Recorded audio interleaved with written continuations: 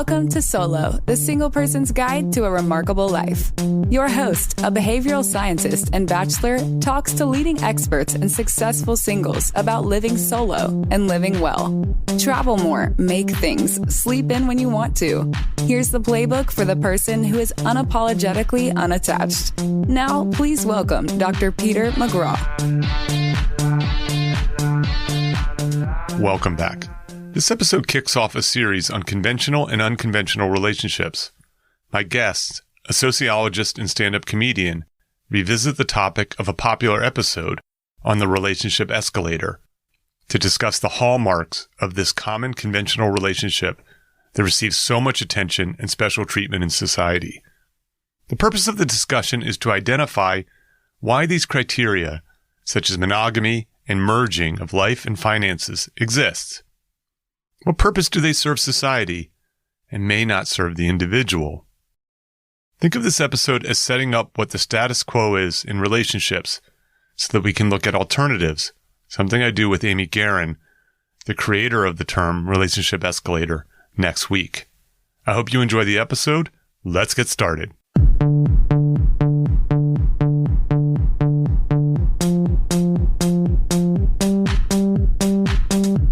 Welcome to Solo, the single person's guide to a remarkable life. I'm Peter McGraw. Today's first guest is Chris Marsh. Chris is an associate professor of sociology at the University of Maryland, a Fulbright scholar. Her research focuses on the Black middle class, demography, racial residential segregation, and education. She's a contributor to CNN in America, the Associated Press, NBC Washington, and Al Jazeera America, and is frequently asked to contribute to the Washington Post. Chris is writing a book that examines the mental and physical health, wealth, residential choices, and dating practices of an emerging Black middle class that is single and living alone, solas. This is her third appearance on Solo. Welcome back, Chris. Thanks for having me, Peter. I'm excited to be back with you again. Today's second guest is Shane Moss. Shane is a stand-up comedian, adventurer, and science enthusiast. He's appeared on Comedy Central, Conan, Kimmel, and Showtime. He visits universities around the world and interviews researchers for his science podcast, Here We Are.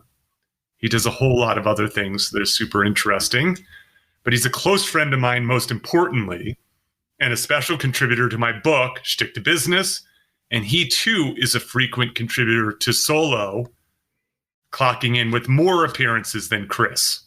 Yeah, I win. Welcome back, Shane.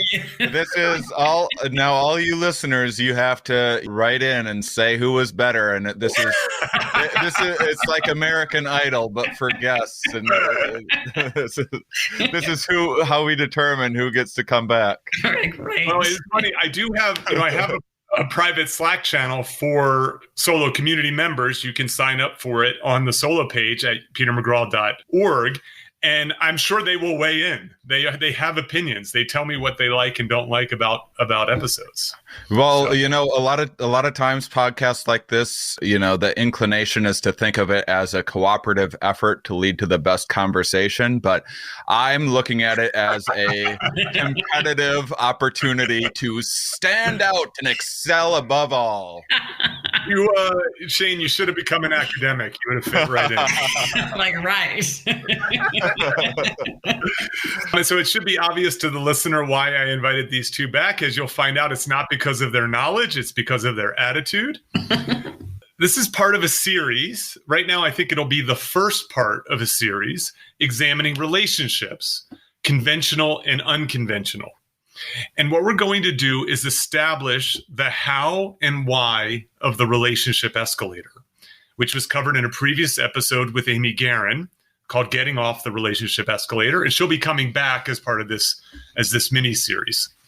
So to quote her, the relationship escalator is the default set of societal expectations for intimate relationships. Partners follow a progressive set of steps, each with visible markers toward a clear goal. The goal at the top of the escalator is to achieve a permanently monogamous, cohabitating marriage, legally sanctioned if possible. In many cases, buying a house and having kids may also be part of the goal. Partners are expected to remain together at the top of the escalator until ... What do you think? Until one partner dies. Till death. That's exactly right. Score. Chris 1, Shane 0. Well, I mean, also some people want to die together. That's also a goal. True. That's unfortunate for the ladies who usually get an extra 7 years. So don't tell yourself. So the escalator is the standard by which people gauge whether a developing intimate relationship is significant, quote unquote, serious, what I often see on the apps, quote unquote, real, good, healthy, committed, or worth pursuing or continuing. So I just want to pause and that's a big definition, as you might imagine. But does that gel with your two sort of experience looking at the world and thinking about the way most people think about their romantic and sexual partnerships? Yeah. I mean, my interpretation of all of these things is often heavily influenced by kind of evolutionary thinking and what were the selection pressures through the thousands of generations that led us, for better or worse, to have this proclivity toward an experience, with the caveat that our modern world is probably vastly different than the world that we evolved in and for. Yeah. So can I translate that? That sounds something like this thing that we call marriage, the relationship escalator, serious relationships, may or may not be closely connected to serving us evolutionarily. Yeah, it would theoretically have utility in terms of helping out individuals and forming pair bonds and leading better, more resilient offspring, spreading genes and whatnot. But that certainly is many times a false assumption in our modern world. And we're going to dive into that. Chris, what's your reaction to this? So if we think about this from like the demographic literature perspective, there's this whole notion called the life course. And the life course talks about from birth to death, what are some of the stations along the life course. And one of the stations along the life course is you become of age, you get married, you buy a house, you have children, your children grow up, you become grandparents, you die, and so on. So keep it in line with the demographic literature on the life course. This makes sense. Okay, good. The evolutionary take on that would just be life history theory, which is the pressures that drive your behavior in one stage of life, say prepubescent activity where you're like really attached to your parents and still exploring. Then puberty makes all of these new drives come online, and all of a sudden, Hey, mom and dad, get the hell away from me. I'm trying to get laid over here. You're screwing up my game. So by the way, it wasn't my parents that were screwing up my game. Somebody. So in the same way, this is probably going to be my kind of approach to looking at these relationship escalator steps. Mm-hmm. Yeah, and thinking about the life course, I would argue that somewhere along the life course, we really need to have the singlehood station on the life course, and we don't talk about that enough. Either before you partner, or if you decide not to partner, or if your partner passes, you're going to return to singlehood at some point, but it gets overlooked in the demographic literature. And so I'm really trying to bring that part of the station, a life course, to bear, because it's important and we just overlook it and take it for granted. And this is why Chris is becoming a frequent contributor to Solo, the Single Person's Guide to a Remarkable Life. And there might, in terms of evolutionary mismatches, there might be drives. Hummingbirds may have evolved to pair bond, not for what was best for their individual well-being. They might drive each other crazy, but it was best for the offspring, and they never foresaw a world where all of a sudden some random dude named Phil, a Walmart greeter, just happened to set up a bird feeder, and you have this unlimited supply of resources and no longer need this same pair bonding of sharing and delegating responsibilities. And that might be a similar situation to what humans have found themselves in. This is the first time I've talked about this topic and hummingbirds have come up. I appreciate it. I appreciate you. That's why the two of you are here, because of the overlap, but also the space outside the Venn overlap. So what would be, just to deviate for a moment, to digress for a moment, what is the bird feeder of human life right now?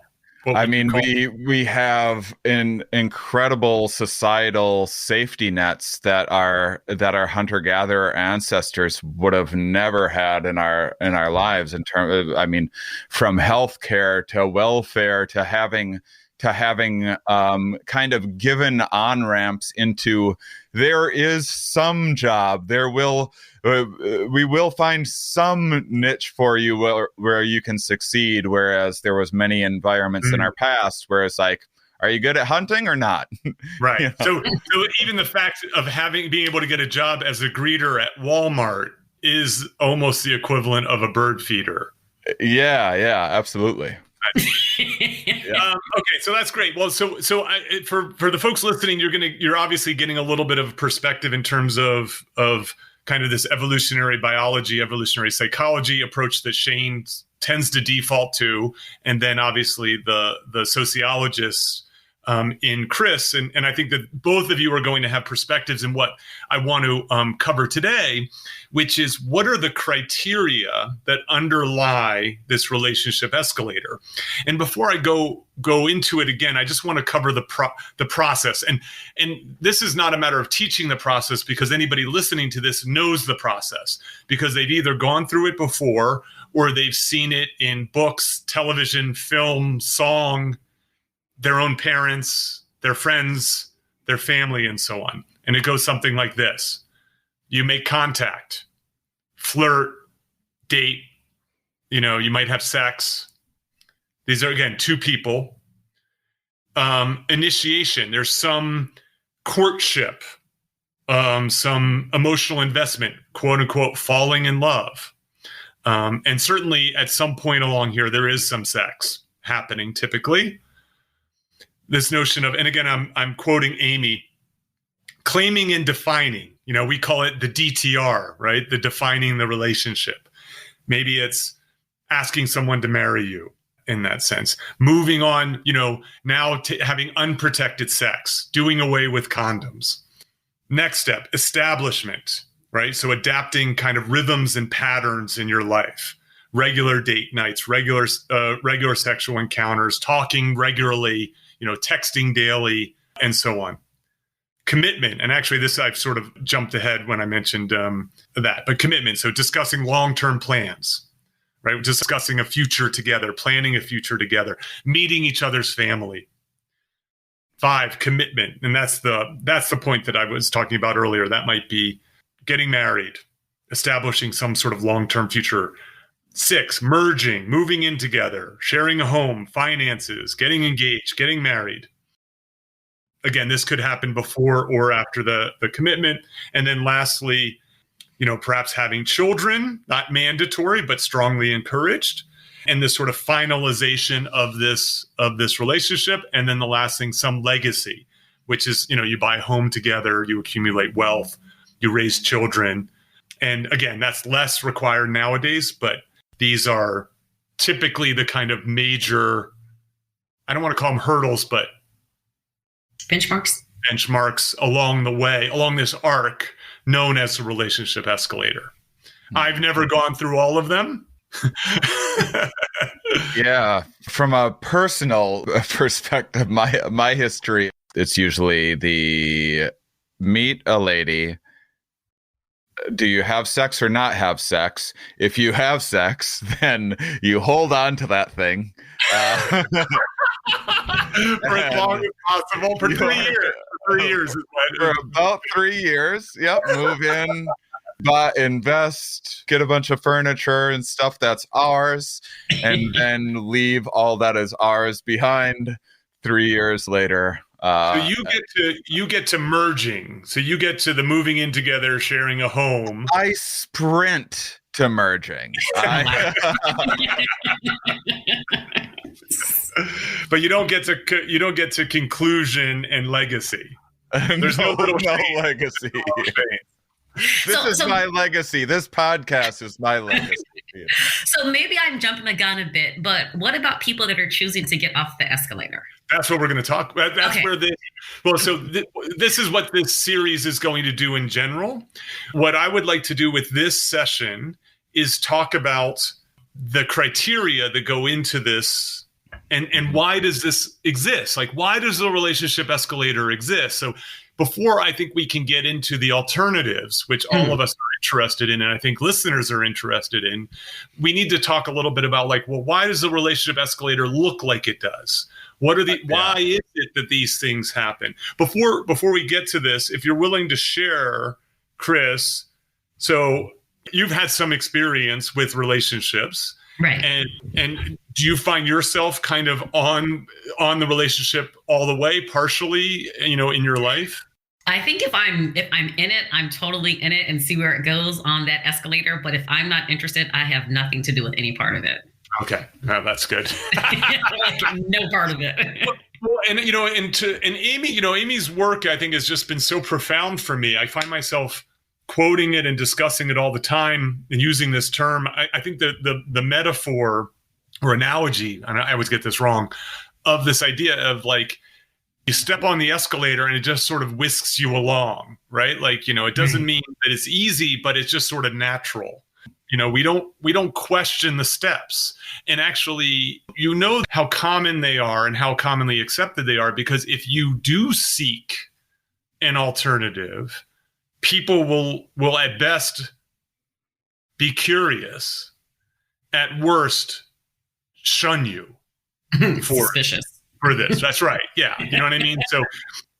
So let's just talk a little bit about, please, Chris. While I like the escalator example or analogy, whichever one's right, I think the part that's kind of missing is like the societal pressure. Okay. And how societal pressure kind of helps push you along on the escalator. So as a sociologist, I just think like the escalator kind of just leaves out the pressure part, because there is a lot of societal pressure that makes you want to move from like one stage to the next. I think the elevator missed the analogy or the visualization of the escalator. You missed something. It's the push that's happening. Right. It's like the person who's sort of gravitational push, I guess. I mean, you could look at this as like there's like a standard societal life escalator or career escalator, which is like, hey, pay attention in school, get good grades, get into the best college that you can, get the internship, and work your way up all the way to that gold watch at retirement and the best nursing home you saved up for. That certainly wasn't our evolutionary past, although was built by similar evolutionary pressures, mixing with novel environmental demands. And then after you've established that, which may or may not have had like real utility in a specific snapshot of a place and time in modern human history, it's probably the case that isn't well suited for every single person, as much as, say, your parents are going to sell it or your guidance counselor is going to sell that narrative. Right. Indeed. And we know that it's not good for every single person, because as Shane and I talked about in a previous episode about innovations that make it easier to live on your own and to not partner up, especially for women, lead to fewer people partnering up. Right. So we know that anytime you loosen this societal pressure, as Chris was talking about, people deviate from it. Right. So you make it easier for people to divorce, and guess what happens? People divorce. People get divorced. You make it easier for people to escape having to enter a partnership because you give them birth control. People don't go into partnerships. Right. If you give women an opportunity to get education and to earn their own money, then they are less likely to partner up with a man who would normally have paid the bills. So we know that this is not a good fit for everyone. And much like my near perfect hummingbird example, there's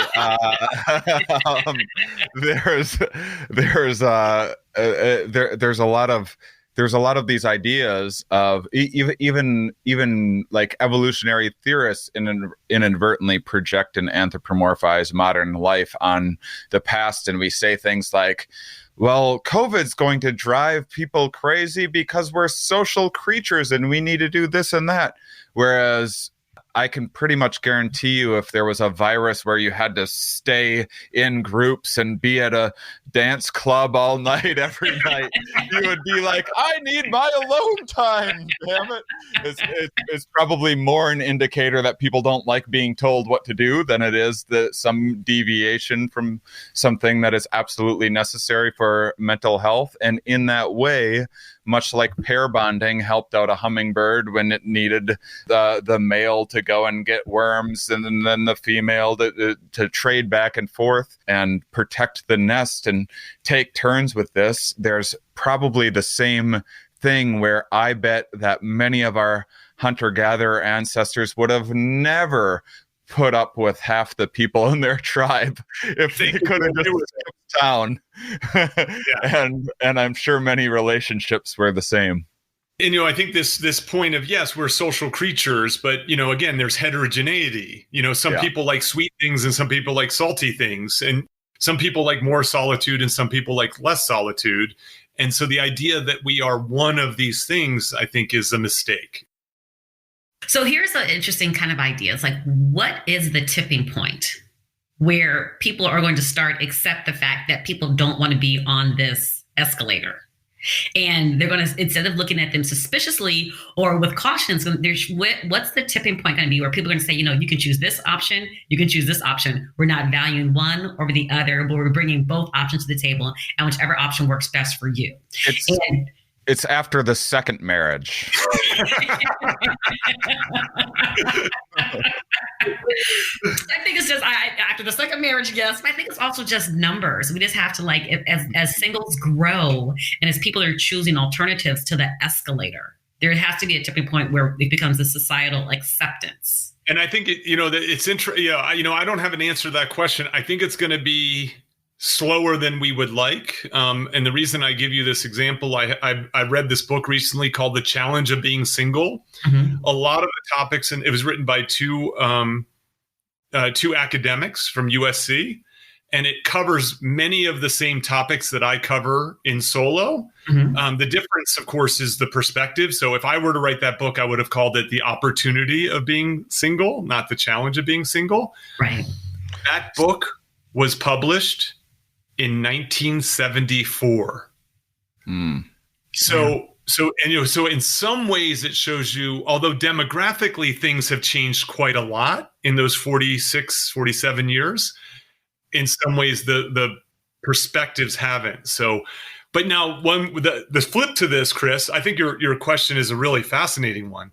We know that cultural norms can shift quickly, right? In 20 years, we've seen a flip in the acceptance of gay marriage, for example. Right. So we know that it can, and by cultural, timelines, that's pretty fast.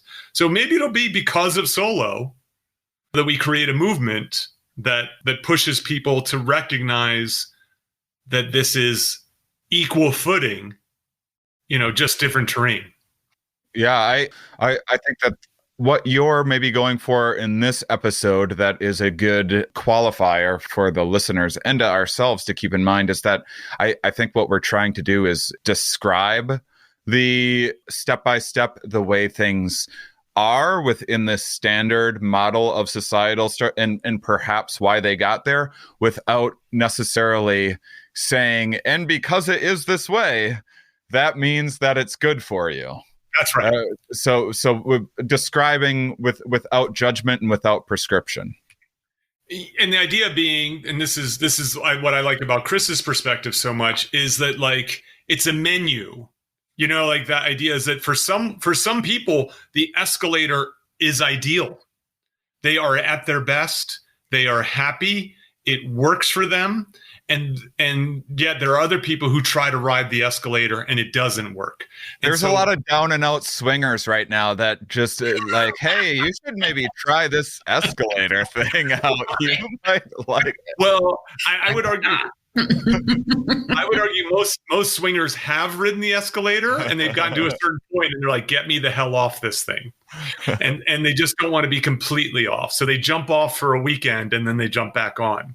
Yeah. So if I could, 2 quick lessons, and then we're going to get into the meat of this, which is the hallmarks or the criteria. One is we have to first of all, just do a little quick history of marriage, because marriage is a relatively new invention, and it has undergone some changes.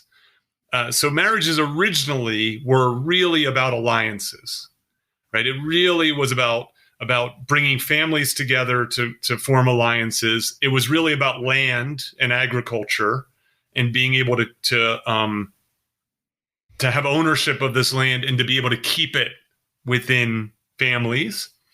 And then obviously since then, in the last 100 years or so, marriage has really been co-opted by romantic love. Whereas while marriage was designed first to serve the family, now it's supposed to be designed to serve the couple and to perpetuate that love that's there. And so I think some of the things that we get into are going to connect to these ideas. And then the last thing I wanted to point out, and this is something I covered in a previous episode on one of the solo thoughts, number 5, about a new narrative for singles, is this idea of what we call fiction. I call fictions. I'm sure, Chris, you have a different term for it. Maybe it's social constructs. I don't know what it is. But this idea that there are many things in the world that feel very real to us as humans. Money, ideas, beliefs, and so on, that are just made up and they're just agreed upon. And they help us get along. They help us cooperate. They help us communicate. They especially help us deal with strangers. And one thing to remind people is there's 2 classes. There are these fictions, and then there's biological facts. The way I differentiate them is if there's a zombie apocalypse, the biological facts remain, right? Orgasms still feel good. People still get pregnant. Sugar still tastes good. You still need water to live and air to breathe and so on. Bullets still hurt you. And then the other things go away, right? No one cares that you were a Fulbright scholar during a zombie apocalypse, right? No one cares that you were on Kimmel during a zombie apocalypse. Like money no longer can buy your way into a nursing home during a zombie apocalypse, right? Because we lose those things. I love that your definition of what makes a biological law is if all of biological laws are upended, what biological laws will remain? Well, let's just say an apocalypse. Let's just say an apocalypse. That's fair. That was me just being silly. That's nitpicky. Right. Chris, what do you call? I use the term fictions. What term would you use? Yes, a sociologist would say a social construct. Social construct. Yes, a social construct. And really, this is our ability to believe these things and agree on these things is really what differentiates us from other animals. Mm-hmm. Yeah, right. That's the key thing. I would say that something like marriage is an emergent. Even though it's a social construct, it is a social construct that is emergent from biological drives, much in the way that you kind of hijack something like reciprocal altruism in a family unit where my brother has 50% of my genes, so his life is half as valuable as mine. And the military can hijack some of those same reward in different ways of perceiving things to say, hey, we're a band of brothers. You sacrifice, you will leave no thing behind. You will leave no person behind. In that same way, love from a biological perspective has been argued that it is an emotional contract. So I'm dating someone, and each of us might, from a strict economist before behavioral economist point of view, might do well to keep an eye out for a more favorable mate. But because of that, this love thing takes away that control. Like there might be smarter guys than me or prettier ladies than her or whatever, but gosh darn it, this love thing makes me feel this bond that I have no control over. I can't think about anybody else. And marriage was like a kind of a interesting way of articulating that biological drive and turning it into an actual written contract, which I think probably was maybe a good idea in some circumstances and had unintended consequences, which actually eliminated the original bond of love, because now you've put it on paper in the same way that, like, I want to go back to the handshake days before everyone was chasing ambulances, because of what contracts did to trust. Marriage may have very well done the same thing to love, just as that hummingbird feeder may very well have eventually caused obesity, or it's not flying around as much and its joints might not be as well suited and they might not be as healthy as that natural environment. And marriage might also be a thing that causes obesity and heart disease. Probably my comment more of a question than a comment. But isn't romantic love and marriage kind of a newer kind of concept? Wasn't marriage thought of more as like an economic exercise than based on any kind of like romance or intimacy or emotions? It was just like a economic utility. And it, that, by the way, that's still the case in some places in the world today, where really marriages are about arrangements where essentially parents are exerting their influence. I actually have an episode about Indian matchmaking, where one of my friends, Rupali, and I talk about the Netflix show. And you can see that on display, that this is about can I tolerate this person? You know what I mean? Like, can I stand looking at them in order to end up getting married? But I think the point about this is, in either case, the sort of contractual nature of a marriage is designed to keep you in it when times get tough, right? So regardless, what that may be, you fall out of love, that might be because of pestilence, whatever it is like you are in this together. Again, till death do you part. And it's seen as a great tragedy, not when someone dies, but when someone gets divorced. Mm-hmm. And I respond to that with a hearty congratulations. To people. When people get divorced and they tell me they got divorced, I say congratulations. So let's get into the criteria here, because I think this is where, if you're the listener and you think this has been spirited, this is about to get really spirited. So there are 5 hallmarks of the relationship escalator. I'm going to read through each of the 5, and then in turn, let's talk about each one and why it may exist and how it may serve the couple or how it may serve society. I actually think that many of these things serve society a lot more than the couple per se. So the first one is sexual and romantic exclusivity between 2 and only 2 partners, aka monogamy. Okay. Number 2. Merging life infrastructure and identity. So we talked about this already. Sharing a home, resources, finances, and identifying strongly as a couple. Suddenly people are like, my wife, right? My husband, Benifer, right? That idea. 3, hierarchy. Chris is writing these things down. I love it. I'll forget. 3, hierarchy. That is, some relationships are more important than other relationships. So a marriage is more important than a dating relationship. And oftentimes marriages become more important than sibling relationships, friendships, chosen friendships, and so on. 4, sexual connection, right? So that usually kicks things off. And then the last one is this idea of continuity, consistency, right? And so these are not supposed to be paused, right? You don't take a break in your marriage typically, or in your relationship escalator.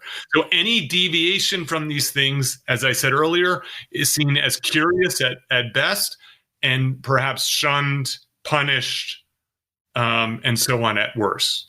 Okay. So why sexual romantic exclusivity? Why is that such a hallmark of this particular style relationship? Is that the first one? What was the first? Okay, exclusivity. Exclusive. Monogamy. Let's just say monogamy. Why do these relationships, why do they need to be monogamous is my question. Are we going steady That's the first one. That's right. Well, even more so, are you banging someone else? Right? Like that's, you know what I mean? Are you hooking up with someone else? And this doesn't have to be, it's not just sex. It could be emotional, right? It's about infidelity, right? So, people talk about emotional cheating. It could be sexual cheating. So, but this idea of monogamy, that these sexual and emotional needs are being met exclusively with this other person.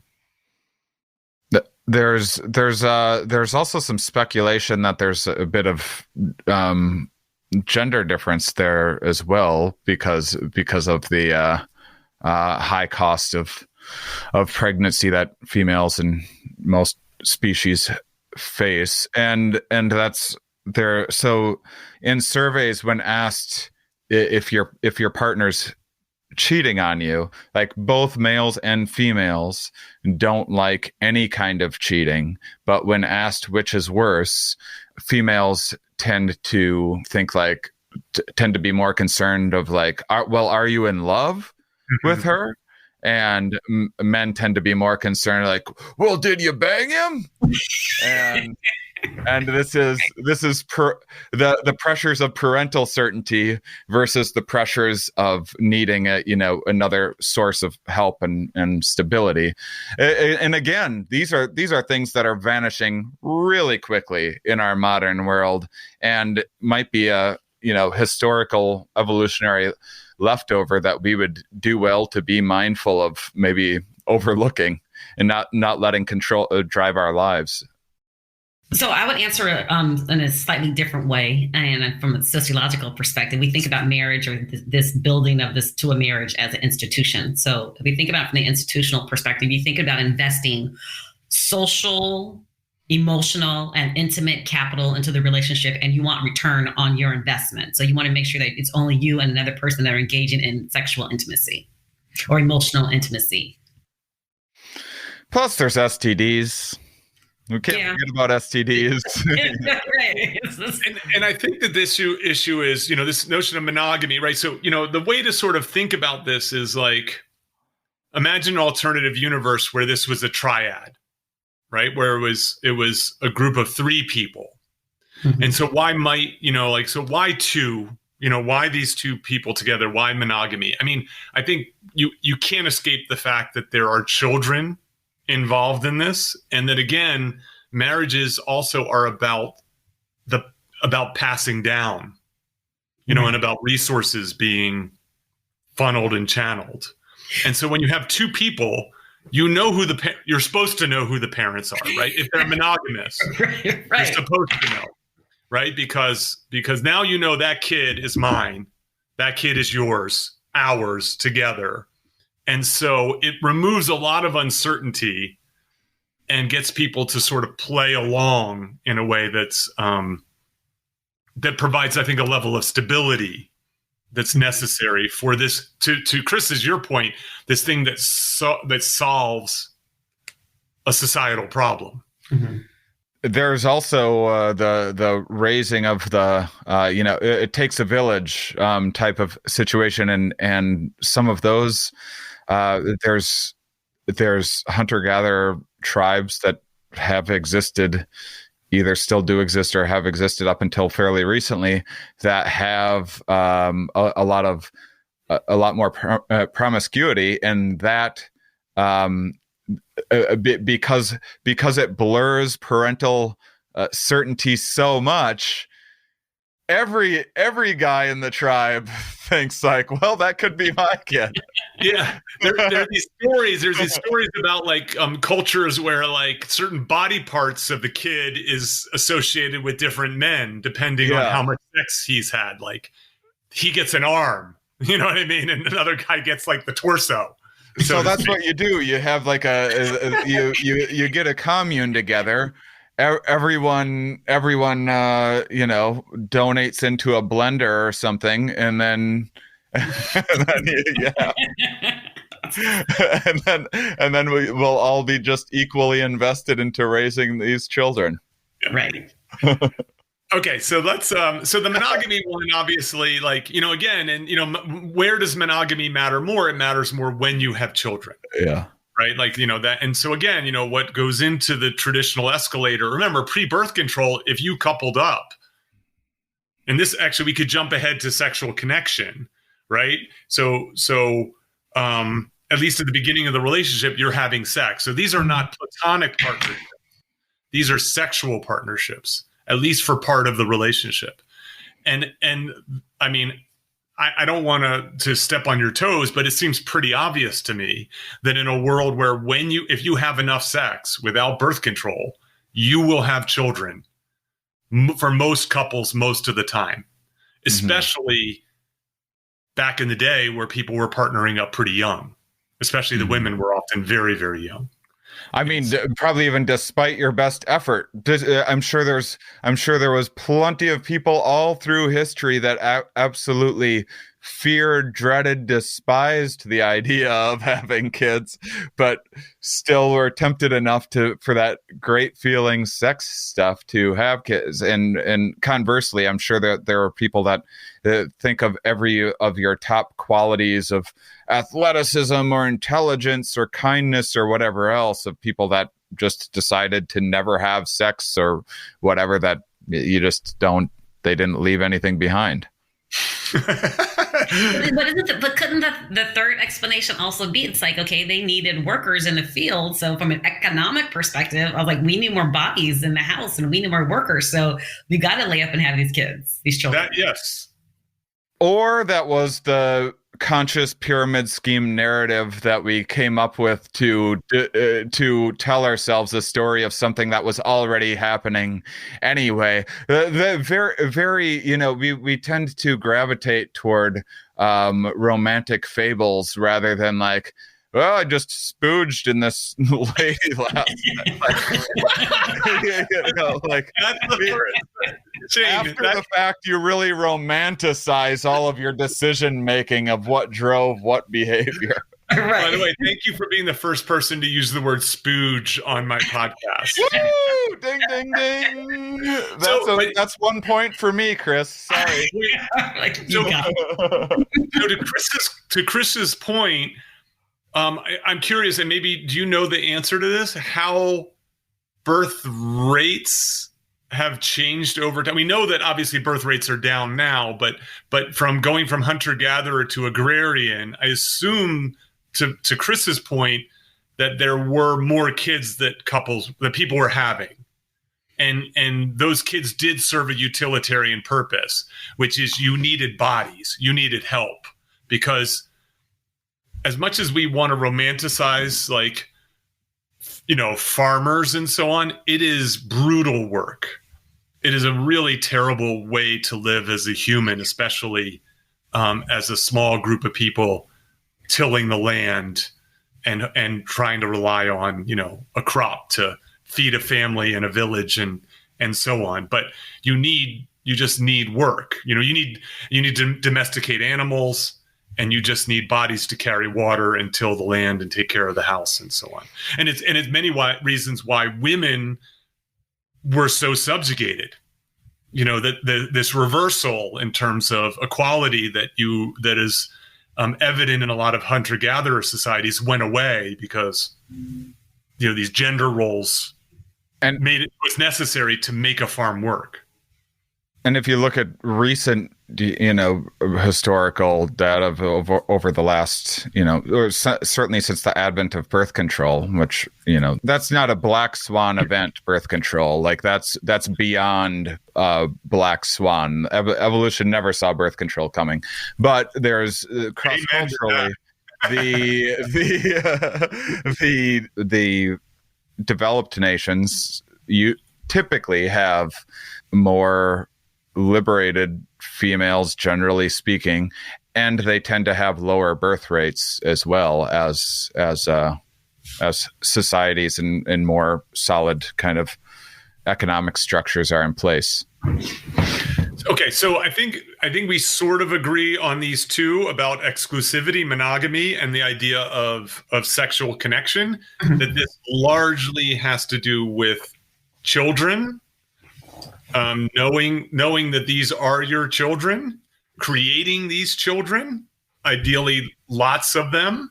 We know the governments like children, and we know this because when the birth rate drops too low, we know governments will incentivize having children. This has happened in Europe some, where you get tax breaks. You might even get a payment for getting pregnant. We certainly know that the governments, to varying degrees, provide benefits to parents, right? They require organizations to pay people maternity, paternity, and so on. That doesn't have to be the case, right? But it is, because in general, kids create growth. Mm-hmm. So are you, Peter, are you saying that ideally there's a push for a lot of children, or there was a push for a lot of children? Well, I think the issue is this. I think there's probably some sweet spot there, right? Mm-hmm. Like too many. So I think there's two elements to this. I think it's a matter of too few versus too many. And if you go too far in either direction, that's a problem for government. Mm-hmm. And then there's the issue of who's having the children. And that can be a problem for government, right? So generally, so I think this would be taboo for a politician to say, but the idea essentially is that desire to have more educated, wealthier people having more children, and less educated, less wealthy people having fewer children. But your point is a good one, which is, but we know that countries generally, with the exception of like places like China and India at this point, are starting to get concerned. Some industrialized nations are getting concerned that we don't have enough of a replacement rate. And they are wrong. We aren't going to run out of babies. Right. No way. Well, again, because this particular style of relationship is so prominent. Yeah. But I think this also relates to the third, or the second or the third benchmark or hallmark about pooling resources. Yes, about merging. Yes, merging resources, and the reason why I was asking the question about, do we think that is it a traditional kind of understanding about having more children, or is this more of a new contemporary kind of ideas? Because if you're talking about pooling resources and then also investing in the children, you'd rather have a limited number of children that they can be boutique children. And they can be like, true contributors to society, as opposed to having like a plethora of children, but you don't have enough resources to really make them middle class or upper middle class or so on and so forth. So kind of dovetailing with pooling with resources, I would argue that there's probably less of a push for more children and more of a push for less children, but have high quality children. I think in contemporary times, that certainly has to be the case. Yeah. I think that's right. Yeah. But that's yeah. I was just going to say that, but over time, there was a point where there was some utility in having a lot of children, but now you'd rather have select number of children, but high quality children. Well, because we're not on a farm anymore. You know what I mean? Right. Like that's part of it. You just don't need as many. Right. But Shane is shaking his head because I do not think he agrees. Well, there was a lot of infant mortality in our ancestral past, and there was also just a lot of weird things that happened too, where a hunter-gatherer female would be having a child every 3 years, where the advent of agriculture allowed for weaning and the resources to be having, say, a child every year. Like my parents, each of them are one of 8 children, and I don't think that was like the natural quote unquote natural state of affairs for the average hunter-gatherer family. And again, I'm not sure that we did something with a utility in mind so much as constructed I mean, there's a lot of reasons why I tell myself like I drank a bunch or something, or like did all sorts of things that we tend to justify things after the fact. I am skeptical of this idea that kids were ever all of that necessary for more mouths to feed, were that necessary for feeding the more mouths, and like it was kind of a pyramid scheme the whole way up. But I do think there is this idea. I mean, we're going to backtrack here for a step, and I'm okay with doing that. But, so the idea is this: is if we remove one of these hallmarks, we remove one of these criteria, it does change the relationship escalator in a way that might be substantial. Yeah. And so if we remove sex from this, not the frequency of sex, but the fact that these people have sex, frequent or infrequent, as a necessary but not sufficient component of the relationship escalator, that fundamentally changes, probably in my opinion, the function of the relationship escalator within society.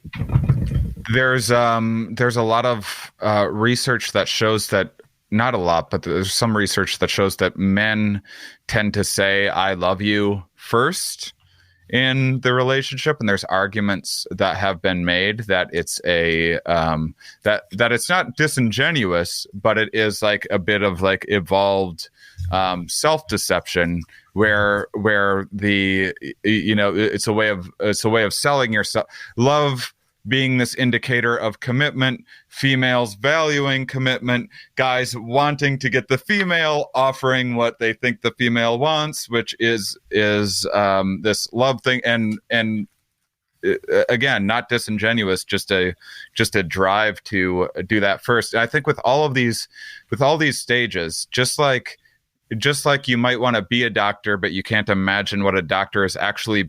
You're at the bottom of the mountain looking at the top. I want to be the doctor. I want to be in marriage or whatever. And then you actually get there and then you go, oh, is this what this is? And then you like go back down to the bottom of the mountain or whatever. All of these, each of these stages have different drives to go to this different goal that will then get you to the next stage after that you can't. So each bit of tunnel vision is ultimately heading down toward this end goal that you aren't totally aware of. Yeah, this is Paradise by the Dashboard Light by Meatloaf that you just described. Just tell me that you'll love me, tell you'll love me forever. And the guy says, I couldn't take it anymore. And I told her that, right? Right. So I do think you are right in the sense of like a lot of this stuff is like people got married because they wanted to have sex. Yeah. Like, that was the only way you were going to have sex. And so, the sex part is, you can't take it out, is my argument. Yeah. But can you change the hallmarks around? Do they have to go in this order? If they no, these hallmarks are not in this order. They're just, these are sort of arbitrary, the order here. These are the sort of necessary conditions, so to speak, for a traditional relationship escalator. So let's get back into the merging one, which is what you just talked about. So why must you, right? Why must you as a couple live in the same house? Why must you merge your finances? Why is that so important to this particular style of commonly accepted relationship? Well, if we answer the question from a sociological perspective, we know that homeownership is one of the easiest ways to build wealth, or in some cases, in a lot of ways, it's a proxy for wealth. So you want to buy a big house in a good neighborhood, you got a lot of equity, so you can transfer that wealth onto your children. And so that's why you would both want to be in that same house, because you pulled your resources, you bought the house, and now you plan to transfer it on. So you get this intergenerational transference of wealth. So that's what you're supposed to do. If you want to answer that from a sociological perspective, that's what I would say. Yeah, that's right. I mean, I think well said, Chris. I think like the idea is this is like, we know that divorce is a wealth destroyer. Right now, you have the same income you had before, and now you have two separate residences, and two separate residences are more expensive than one residence. And so some of this just has to be about stability and security and survival, knowing that the average person on the relationship escalator is not living luxuriously. They don't have the means to do this, and so to pool those resources and to do this. I think one, not only is it that it helps with the potential for success, but the other one is it makes it hard to get out of. Right? It makes it really hard to get out of when you merge your whole lives. It makes the commitment, it makes that consistency one more likely to happen. So it strengthens the economic utility of marriage or the economic contract. Indeed. I've filled 4 women's homes with furniture.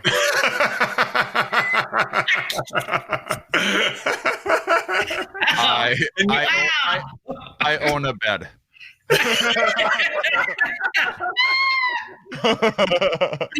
Oh my gosh. Right. So like, so basically when the 3 years are up with Shane, he just walks away. He just gets in his car. He doesn't divvy everything up. No. It's too difficult. Wow. You're just like, I'm out. Yeah, not worth it. That was yours. You liked that stupid thing anyway. Right. You can keep that and the memory of the fight that we had at Target over it.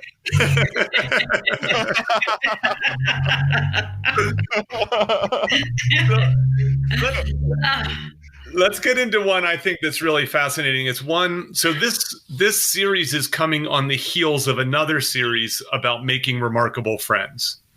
And one of the themes in the series about remarkable friends, actually, to be honest, it's one of my favorite sets of episodes, because I think, I talk about how solos need a team, and I think that friends are an essential part of that team. And friends serve us in many, many ways. And whether it be a solo or partnered, but especially as solos. Mm-hmm. But one of the things that is really striking and that came up a couple of times, and there was one episode in particular with Raina Cohen about making friendship the center of life rather than marriage, is the idea that this relationship escalator has the special status. It stands above all of our other relationships. And we know this in part because government makes policies that support that, right? So if I end up in intensive care, Shane's not able to decide to pull the plug or not without me going through special hoops in order to get him to be able to do that. But if Shane and I were married, he would be able to do that. You know what I mean? That's 1 point for marriage. It's one point for marriage. It's part of the reason why gay marriage was such a push. It wasn't always about marriage. It was about benefits and acceptance. Mm-hmm. And certain rights. Yeah. And so the idea, and I find it, to be honest, I find it a little bit perverse, to be honest, as someone who puts friendships foremost, right? The idea that you might, once you forego condoms with some person, that person that you might have only known for a few months or a year suddenly becomes a more important person in your life than your sister, your brother, your childhood friend, and whatnot, right? And if people were given, had to choose, they would choose that person. Moreover, society, I use this example a lot. Suppose one of us was coupled up, right? So suppose Shane was coupled up and I invite him, someone invites him to a wedding, and instead of him bringing his partner, he invites me because I'm more fun at weddings than his partner is, because I'll get on the dance floor and dance and have fun and all this kind of stuff. And everybody's like, Shane, why did you bring this tall, doofy dude and not your partner? Right? Like, because that decision is reserved for this special relationship. And so why is this relationship so special? I ask my two guests. That's I love this, because as you're saying this, I'm like, you know what? I would rather, there's 2 of my 4 relationships. I could see a parallel universe where I'm still in them, like maybe living out the rest of my life with this person, and this person might eventually have to make this decision. And I'll take Pete's judgment on pulling my plug over like over my wives in a lot of cases. I mean, I think that I think that in the same way that people might advocate for the benefits of an arranged marriage, something that I want no part in, but there is something to be said of an objective eye being like, hey, you might pair well with this person, more than like me being like, whoa, look at those boobs, in that same way. I know what relationship he's referring to, by the way. A good friend of mine might be able to make better, slightly more objective, slightly detached enough, but still in a place of caring choice that someone closer to me, my wife might be too attached to pull the plug, or she might be a little too sick of me to leave that plug in. I will tell you this: if you tried to get married, Shane, I would intervene. You'd pull the plug. Like, no. I would try to talk you out of getting married. I would, as you're a good friend. Thank you. Chris, what is your reaction to this special status, this hierarchical nature of relationships, that some are more important than others? So I think if we look at this from like cultural kind of norms and tradition, the argument would be made that we live in a heteronormative society. So a husband and wife is the highest supreme relationship, and that should be valued, and all other relationships are in an inferior position. Now, I don't agree with that premise, but that's kind of the way in which a lot of people operate, and that's the way they think. And so they value husbands and wives. They don't value husbands and husbands, wives and wives, and they definitely don't value friends. Mm-hmm. And the friends thing is really striking to me, because friends provide such value. They're similarly chosen in the same way that a relationship escalator is chosen. They're often much more consistent or, continuous. And transparent. Indeed. Yes. And yet they're not held in the same esteem in that way. And I think what one part we underestimate is like how much work goes into a friendship as well. People often talk about how marriages work, but friendships are just as much work. I think that there is something. I think friendships are undervalued in modern adult lives. And if you look at the new friendships that are then forced on you in your standard nuclear family 9-to-5 job model, which is like, forget all of the awesome people you've met along the way. You're now friends with this other dude in the mailroom who's like kind of a dipshit, but like by necessity of having to work with this person each day, or needing to be a team player, or whatever other idiotic pressures that well-intended but misguided middle manager has put on you. Now you're in this weird crowbarred, contrived friendship that's so inferior to the many available friendships that you had before this constraint. And I do wonder in what ways marriage might have some similar limitations. Can we please come back and talk about like whether or not men and women can just truly be friends without having some kind of like sexual energy or anything, please? Yes, of course. And the answer to that is, of course they can. Of course they can. I feel like at some point when you're in a relationship, friendship or otherwise, with the opposite sex, or even the same sex, there's going to be some sexual tension that you have to get through. Well, we can't do that here. Okay, so that's why I said we have to come back and do it. We'll come back. I'm trying to find a reason to come back so that I can beat Shane and have more appearances than Shane. I would be happy. You dare. We'll see. First, you got to win this episode before you escalate to the next. Oh, that's right. So the other one, to Shane's point, and I'm sure all of us who were in a dating relationship, or anybody who's been in a marriage can appreciate this, is I'm seeing someone, you're seeing someone, we are friends. We want our partners to become friends because you want to create this little quad. And Right. my married friends talk about how difficult this is to do. And they basically are just like, well, the women get along great, but the guys, all they can talk about is football and that's it. Or the guys get along great, but the women, well, they just sort of tolerate each other, right? Like, so now you're being forced, right? Because it's Friday night, you got to go out to dinner. You got to go out to dinner with your partner. Right. It's not okay for you to go to separate dinners on Friday night because this is a special relationship. And so you get, in the same way you get stuck with Johnny in the mailroom, you might get stuck with Johnny at the cocktail party because Right. And the relationships that, I mean, I have, even within friend groups. So let's say that, like, I have several different groups of friend groups that I don't think should mix with one another necessarily. I'm not like, hey, you guys stay away from one another. I just wouldn't invite the same people to the party because I know they wouldn't pair well with one another in the same way. When I'm in a relationship, it's like, shoot, well, she's not going to understand all my friend Dave's queef jokes that he makes because we've been friends for 20 years and they started juvenile and now we recognize that they're juvenile and they weren't funny for a while, and then you turn 40 and it's funny again, like American where it's funny because it shouldn't be funny.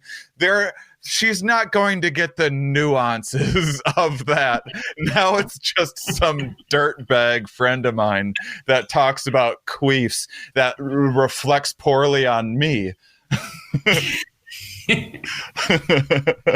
Chris, you don't have to respond to that one. I will not. Which proves my point. No, but the issue is, and but okay, so we can see the downside of this, and yet it persists. Here's my hypothesis: is that the status makes it easy, right? It makes it easy to focus on this relationship.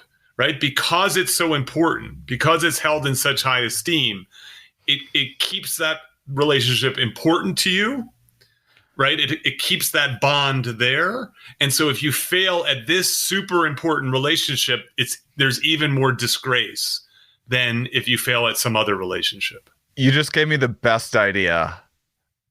Are you nervous after my last joke? No, I know you well enough that...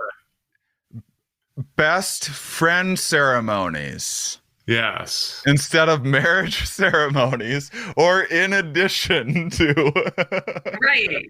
ceremonies, you have friend ceremonies. You have a party, you have a get together, and you go like, hey, me and Pete are celebrating 10 years of friendship, and we're committed. We're going to continue being friends. We're going to keep on working on projects.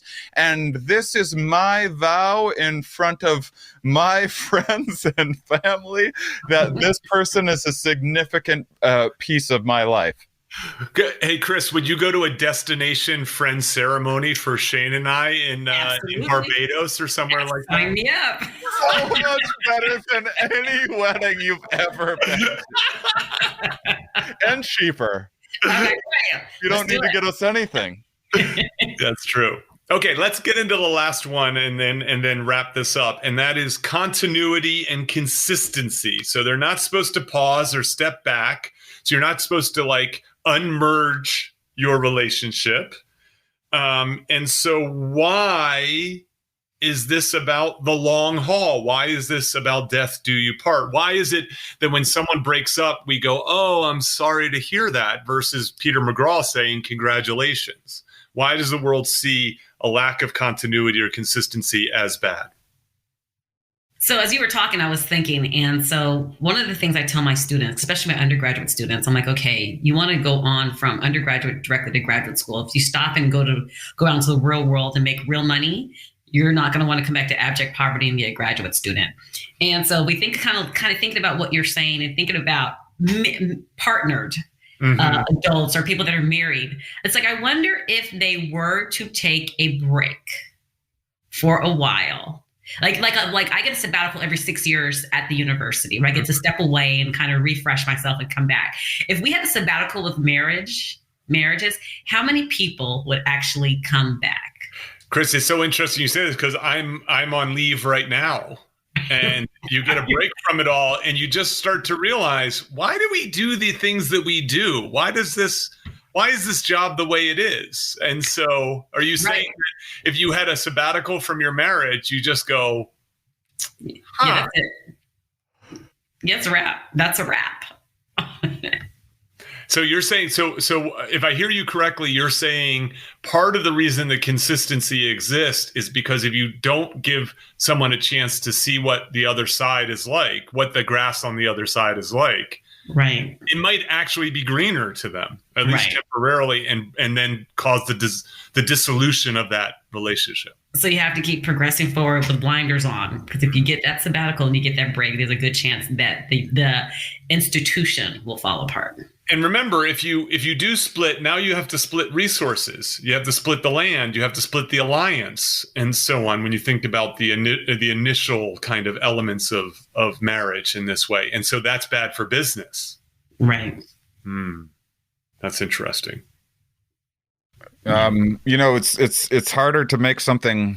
It's harder to build something and keep it than it is to destroy something, and the nature of the universe to a fault favors stability. There were plenty of fantastic elements at the Big Bang that were unstable and never survived that process. And all of our physical laws were built on the stable elements that did survive and led to evolution and led to genes.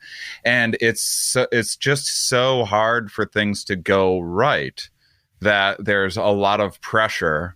There's so many more ways things can go wrong that there's a lot of pressure to hold on to things to hold on to stability, to hold on to structures to a fault. When it could very well, I think that many couples probably would benefit from a break to reappreciate one another, but certainly it's not the norm. Is it the Quakers or not the Quakers? The Amish. The Amish. What's it called? There's a term for this where. Yeah, where you go off to become a professional bowler for a few years, or there's a term for this where you're able to go off and drink and to corrals and to see this non-Amish world, and then if you can decide to come back, and join the culture again, or if you decide not to, you are removed, right? Like, so you actually have this sort of trying out period. That's really interesting. What you were making me think about is the Anna Karenina principle, right? That all happy families are happy for the same reason, because everything has to go right. And the unhappy family is unhappy for a different reason. And so I think that what you're sort of suggesting, Shane, if I hear you correctly, is you're suggesting that while this relationship escalator may have this sort of ease in terms of the path, it's not necessarily easy, and that it can be fragile. And so if you introduce if you introduce sexual sabbaticals into what's supposed to be this monogamous partnership, suddenly the person goes, I don't want to go back to having sex with that person. I realize how boring it is. Mm-hmm. Yeah. And I also think that like a few times within this, we have Pete, you've used, hey, governments have these things in place, therefore they must be picking up on something, and just the advent of agriculture, which led to the advent of being able to accumulate resources rather than carry what your assets on your back, which led to trading and managers between metropolis areas, which led to governors, which led to kings, which led to this like unnatural like super hierarchies that would have never happened in the same kind of evolutionary egalitarian structure that would have been like, hey, that guy's like a little bit better at hunting. That lady's like slightly more attractive. Now there's like all of a sudden like, whoa, that person has so many more, like so much more land, so many more resources. Nothing like that. Our hunter-gatherers were the difference between like a Ford and a Mercedes or something like that. Not like not having a car to having a private jet, which is many of our modern structures. And that allowed for kings to have harems, which led to uprisings because some dude has 300 ladies and I don't get any, which led to decrees of monogamy and institutionalized marriage and stuff too, which isn't, there's lots of factors that gave rise to things like marriage independently in many different cultures, but that's one of the ways that marriage happened. And it's not necessarily for any of our interests, but it served that one dude or that one kingdom. I want to, that's excellent. It actually has me thinking of something I want to, so in a moment, I want to get your sort of parting thoughts, Chris, as reflecting on these elements. As you can tell, I'm going to be covering the alternatives to these in future episodes, including one with Amy Guerin, where we'll talk about things like ethical non-monogamy, living apart together, and so on. Big friendship, this idea of, to Shane's point about friend marriages of sorts. But listening to you talk has me thinking about like the rise of digital nomadship. Right. So in some ways, we're almost going back to a hunter-gatherer way, right? Where there are people who they have one bag, they have one laptop, they have one phone, they're able to travel the world and work. And because wealth is not connected to land anymore, now it's connected to your stock portfolio or your Bitcoin account, you now can become a hunter-gatherer again of sorts. And that you can do this very lean and light. And obviously, being a digital nomad benefits you being solo or maybe partnered, but certainly having kids as a digital nomad is harder to do. It can be done, but it's harder to do. And so now we're seeing, because of the rise of technology, again, the loosening of some of these criteria by which people might live. Because now you're hunting for these beneficial networks to be a part of, and you're able to hunt for like exactly the particular kind of mate that you want, not just the one that has the less wonky eye. And why are you saying that looking at me? Well, I don't understand. I'm just thinking of, I'm sure there was the many compromises that happened in our hunter-gatherer tribal past, limited by number of possibilities. Yeah, of course. Yeah. And so the pressures of like the resources now being this like less about how big is your dwelling, and instead it's how great are your Instagram pictures. I'm at a disadvantage in both right now, but Chris, I want to get your. You're showing it on Clubhouse, though, Peter. I am going to do, actually. So this is a preview. I'm going to do one as part of this series. I'm going to do my first live podcast taping on Clubhouse about relationship anarchy, which is really the opposite of the relationship escalator. Okay. And so that's going to be very exciting. So I have a Clubhouse guest. So people who don't know what Clubhouse is will know in a few episodes. So I don't want to put too much pressure on you, Chris, but I want you to use your sociology lens to if there's some way, as you sort of think about this, hearing these two fools, Shane and I, talk about this stuff, to put this in a perspective that is useful as we move forward and start talking about the alternatives in future episodes. Okay, and I'm glad you said that. And I am mildly critical of us starting out with the escalator, because what we did was we laid the foundation, we laid the framework, and now we're deviating from the framework, which if people aren't careful, they could see it as a deficit model.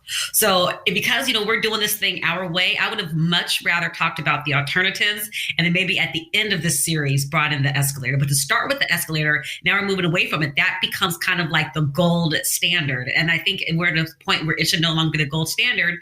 But in some ways, we're sitting here reinforcing it as the gold standard. But that's just my critical assessment. That's an excellent point.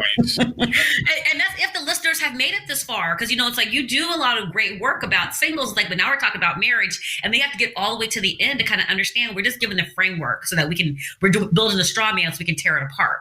I think there's a different perspective we could have taken, or a different approach to get to this series. I like one setting up like the 101 of historical, like you look to, Plato said this, Socrates said this, and they were all horribly wrong before Darwin, but you still say like here was the foundation of the ideas that built to where we are now. And then I think that examining the relationship escalator is about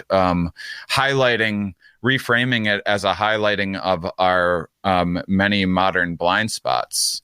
Well, but there's so many cases where we always start out with this kind of narrative. We always start out with the historical context. We always start out with this being like the reference group, and then we now have to talk about how we deviate from this reference group. We should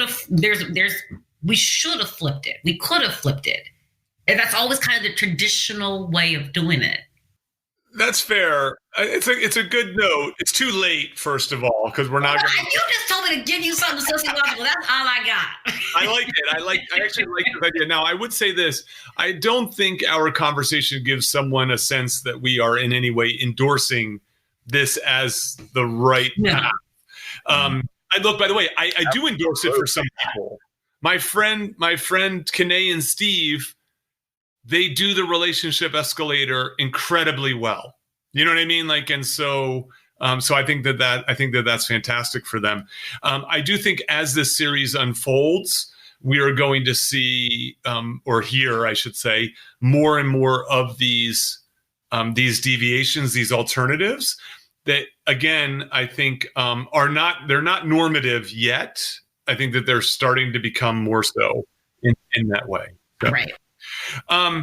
All right, good. This was all I hoped it would be, especially a lot of laughs, and it's so wonderful to have you, Chris, and you, Shane, return, because you're now frequent contributors for a good reason, because of exactly what you Can brought. I put that on my bio? Of course. Okay, cool. I need to grow this thing for people to care, but yes. I'm like, okay, it's on my bio. Okay, so with that, I want to say thank you so much. Thank you. Thank you, Peter. Shane, it was a pleasure meeting you. Nice to meet you. I look forward to being on a podcast with you again soon. Sounds great. Cheers. Thank you for listening to Solo, the single person's guide to a remarkable life. For more about our guests and show notes, go to petermcgraw.org. Please subscribe and share with your single friends.